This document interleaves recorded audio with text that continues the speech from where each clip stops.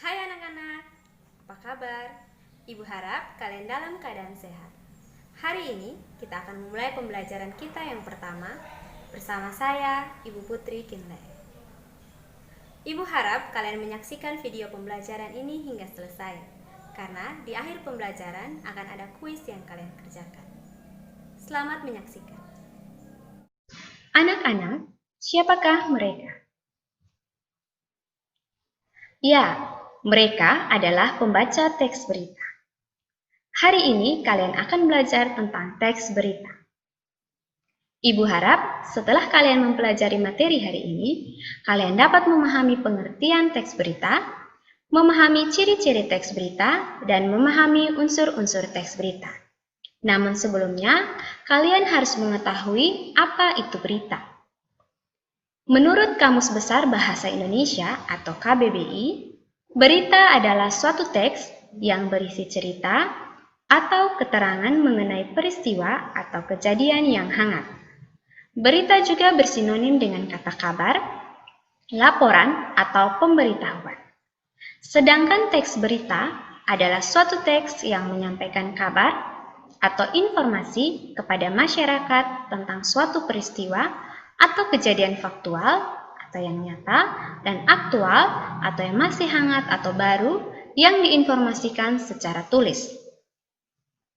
Teks berita dapat disampaikan melalui beberapa media, seperti media cetak, yaitu koran dan majalah, media elektronik, televisi dan radio, dan juga melalui media online, yaitu melalui jaringan internet. Kita membaca berita untuk mendapatkan informasi dan menambah wawasan kita sehingga dapat berpikir kritis. Anak-anak, teks berita memiliki ciri-ciri, yaitu yang pertama, fakta atau faktual. Teks berita harus berisi fakta atau peristiwa nyata. Bila kejadian yang disampaikan bukan fakta, maka hal tersebut tidak dapat disebut sebagai berita. 2. Aktual. Suatu teks berita harus merupakan peristiwa yang masih hangat atau baru. 3. Seimbang. Seimbang maksudnya teks tersebut tidak boleh memihak pada siapapun. 4. Lengkap. Teks dalam sebuah berita haruslah memuat unsur 5W tambah 1H dan memenuhi struktur teks berita. Yang kelima, menarik. Teks berita perlu disajikan dengan judul yang menarik sehingga orang akan lebih tertarik untuk membaca teks berita tersebut. Yang keenam, sistematis. Sebuah berita juga harus disajikan secara sistematis atau berurutan agar jelas dan mudah dipahami.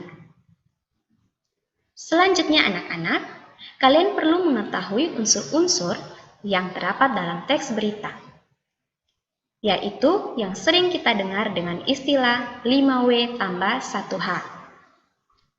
Pertama, what atau apa. Apa yang terjadi? Yang kedua, who atau siapa. Siapa yang terlibat dalam peristiwa itu? 3. Why, mengapa? Mengapa hal itu bisa terjadi? 4. When, kapan? Bila mana atau kapan peristiwa itu terjadi? Yang kelima, where, di mana? Di mana peristiwa itu terjadi?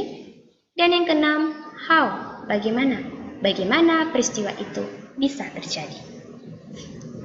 Nah, anak-anak, demikian penyampaian materi dari Ibu untuk pertemuan kita yang pertama hari ini.